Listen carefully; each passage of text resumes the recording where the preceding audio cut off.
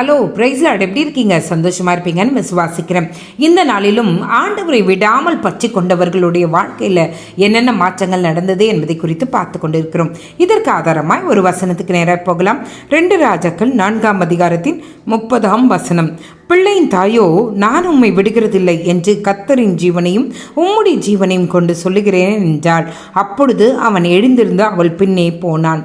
இது யாரை குறித்து எழுதியிருக்கிறது என்றால், சூனேம் ஊரில் இருந்த கனம் பொருந்திய ஒரு ஸ்திரீ எலிசாவை கூப்பிடுகிற ஒரு காரியத்தை குறித்து நம்ம பார்க்கிறோம். எலிசா அங்கே செல்லுகிறார். அவள் அந்த சூனேம் ஊரால் அவள் தேவனுடைய மனுஷன் என்பதை அறிந்து அவருக்கு ஒரு அறையை பண்ணுகிறார், ஒரு மேசை வைக்கிறார், ஒரு விளக்கை வைக்கிறார், ஒரு கட்டிலை வைக்கிறார். இப்பொழுது அந்த மனிதன் அங்கே போய் தங்குகிறது உண்டு. அவருக்கு இந்த மகளுக்கு ஏதாவது ஒன்று செய்ய வேண்டும் என்று நினைக்கும் போது அவளுக்கு பிள்ளை இல்லாது இருந்தது. அப்போ அவர் சொல்றாரு, உனக்கு பிள்ளை உற்பத்தி ஆகும் என்று சொல்லும்போது அவள் சொன்ன, வேண்டாப்பா, நான் சந்தோஷமாக தான் இருக்கேன்னு சொல்றார். உனக்கு என்ன வேண்டும் கேட்கும்போது அவள் இந்த வார்த்தையை சொல்கிறார்.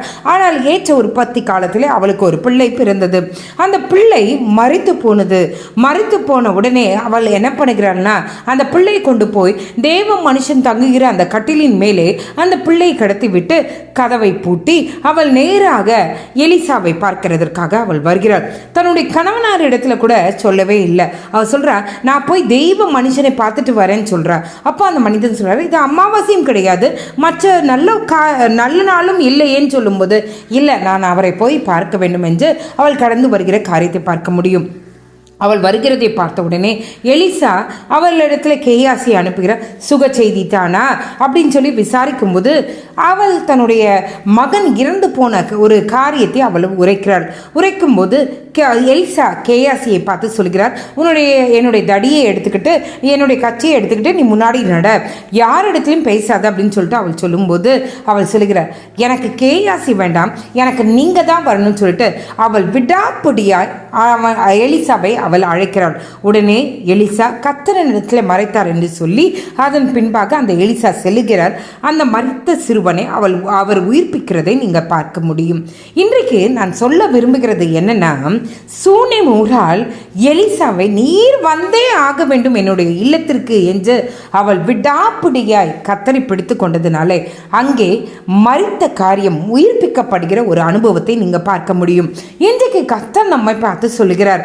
என்ன சொல்லுகிறார் என்றால், நம்மளுடைய வாழ்க்கையில், நம்மளுடைய வீட்டில் கர்த்தரை இன்வைட் பண்ணுங்க. ஆண்டவரே, நீங்கள் வந்தே ஆகணும்ப்பா, நீங்கள் எங்கள் கூட இருந்தே ஆகணும்ப்பா அப்படின்னு சொல்லிட்டு சூனேம் ஊராலை போல என் ஜீவனை கொண்டு சொல்கிறேன்ப்பா, என் கூட நீங்கள் இருந்தே ஆகணும் என்று விடாப்பிடியை பிடிக்கும்போது எந்தெந்த செத்த ஜப குறிப்புகள் இருக்கிறதோ, என்னென்ன செத்த அனுபவங்கள் இருக்கிறதோ, என்னென்ன செத்த உறுப்புகள் இருக்கிறதோ, என்னென்ன செத்த காரியங்கள் இருக்கிறதோ, அதோ இன்றைக்கு கர்த்தர் உங்களுக்கு வாக்கு கொடுக்கிறார். கர்த்தர் நம்மளுடைய வீட்டிற்குள்ளே நுழையும் போது செத்த காரியங்கள் உயிர்ப்பிக்கப்படுகிறது நீங்க பார்க்க முடியும். லாசரு உயிர்ப்பித்ததை போல நாட்கள் ஆயினும் நாச்சம் எடுத்தாலும் கர்த்தர் நுழையும் போது அங்கே ஒரு அற்புதம் உண்டானது உண்மையானால் இன்றைக்கு கர்த்தர் சொல்கிறார், சூனேம் ஊராலை போல எலிசாவை நீங்க வந்தே ஆகணும்னு விடாப்பிடியா நின்றது போல நீங்களும் நானும், ஆண்டவரே நீர் எங்களுடைய வீட்டிற்கு வந்தே ஆக வேண்டும், என்னுடைய வேலையிலே நீங்க வந்தே ஆக வேண்டும், என் தனிப்பட்ட வாழ்க்கையில நீர் வந்தே ஆக வேண்டும், என்னுடைய குடும்ப வாழ்க்கையில நீர் வந்தே ஆக வேண்டும். எது ஒழுங்கிலேயோ, என்னென்ன காரியங்கள் செத்து போன அனுபவமா இருக்கிறதோ, ஆண்டவரை இன்வைட் பண்ணுங்க. அங்கே கர்த்தர் உயிர்ப்பிக்கிறதை உங்களுடைய கண்கள் காணும். ஹல்லேலூயா. இந்த நாளிலும் ஆண்டவரை நோக்கி பார்க்கலாமா? எங்களை நேசிக்கிற நல்ல பரமபிதாவே, அப்பா, எத்தனோ பேருக்குலாம் ஸ்லாக்கியத்தை நீர் எங்களுக்கு தந்தீரே, உமக்கு நன்றி. சூனேம் ஊராலை போல நாங்கள் உண்மை விடாப்பிடியாய் ஆண்டவரை நாங்கள் பிடித்துக்கொள்ள கிருபை செய்யுங்க. அப்பா, எங்கள் வீட்டுக்குள்ளே நீங்கள் வந்தீங்கன்னா எங்களுடைய தனிப்பட்ட வாழ்க்கையில், எங்களுடைய வேலையின் வாழ்க்கையில், எங்களுடைய அந்தரங்க வாழ்க்கை, வெளியரங்க வாழ்க்கையில், பிள்ளைகளுடைய வாழ்க்கையில் நீங்கள் வந்தீங்கன்னா அங்கே ஆண்டவரை செத்த அனுபவங்கள் இருக்காதே, உமக்கு பிரியமில்லாத நாச்சம் எடுக்கிற சூழ்நிலைகள் இருக்காதே. என் கர்த்தர் மாற்றி கொடுப்பீரா ஆண்டவரே. இப்பொழுதே ஆண்டவரே, ஆவியானவரே, நீர் எங்களுக்கு உதவி செய்வீராக.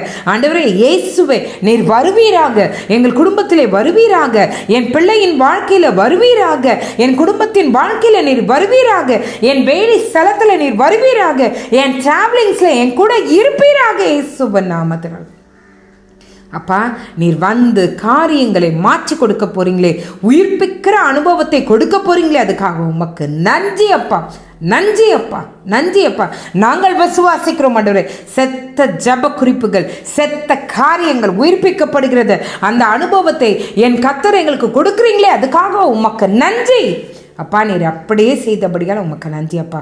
காலை எழுந்து உங்கள் நாமத்தை மகிமைப்படுத்த கிருபை செய்யுங்க. மீட்பர் இயேசுவின் மூலம் ஜெபம் கேளும் நல்ல பரமபிதாவே.